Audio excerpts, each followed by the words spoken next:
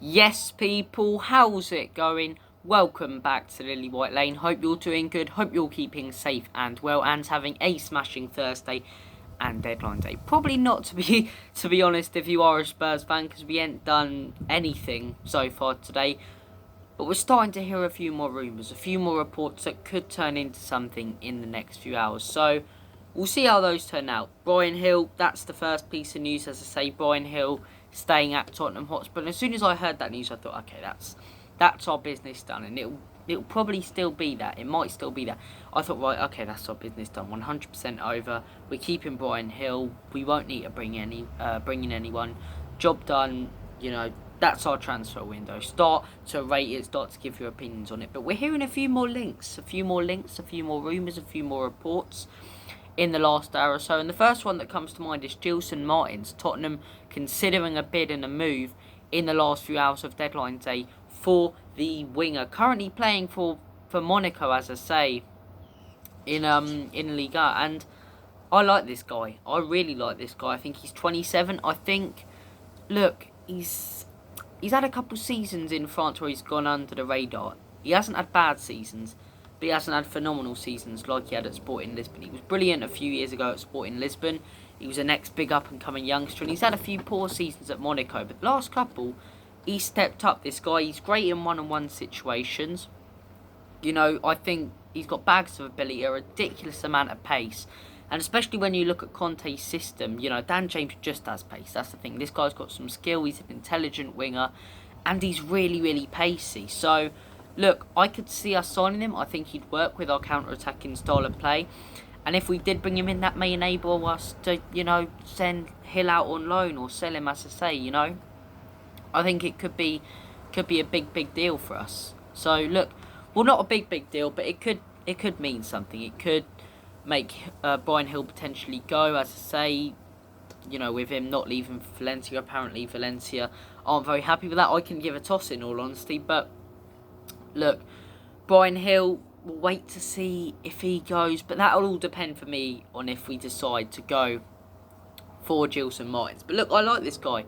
The stuff I've seen on him, good one-on-one player, intelligent footballer, and a lot of pace. May not be the best finisher in the world, but we've got Kane, Son, Kulusevski and Richarlison for that. So look, let me know your thoughts and opinions in the comment section down below on this deal. Now, I quite like it, to be honest. I quite like it. The next piece of news I do want to delve into is once again Malinowski saying he is open and wants to move to the Premier League. This is one deal I can't understand why we're going for. We drew out 150 million. I'm not going to be one of those people, just because we haven't signed anyone in the last few weeks, that goes, it's a disaster of a window, because it hasn't been. We've done a lot of cleaning out that we've had to. We've brought in some crucial players that are going to affect the team, as I say, and we are moving in the right direction. It wasn't going to be one window bang. We've made some very intelligent signings. We have lacked signing a couple, but we've made some intelligent ones. So I'm not going to be one of those people who goes, oh, disaster of a window, blah, blah, blah, Paratici, Cooks, all of that rubbish, right? I'm not going to be one of those people. But what I am going to say is, I can't understand why we're not going in for Malinovskyi.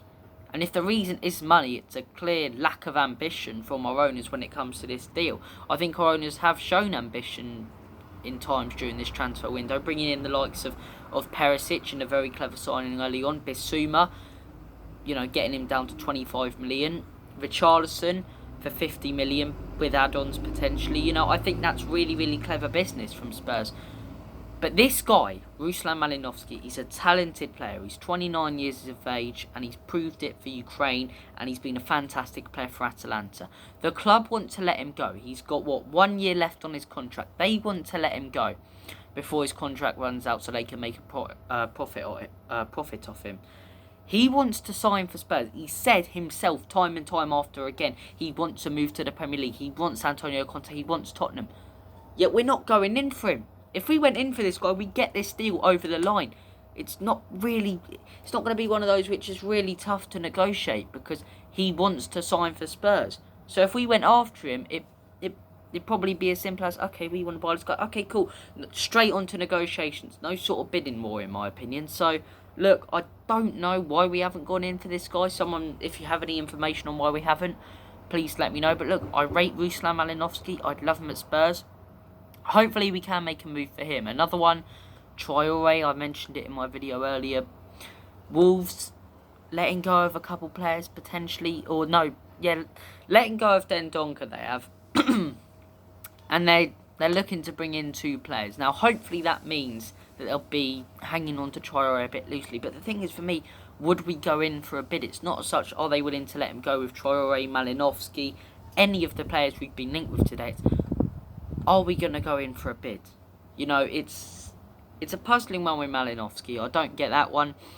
But hopefully something forms around that deal in the next few hours. As I say, as far as outgoings go, it doesn't look like we're going to sell anyone. But hopefully the Malinowski deal turns into something, as I say.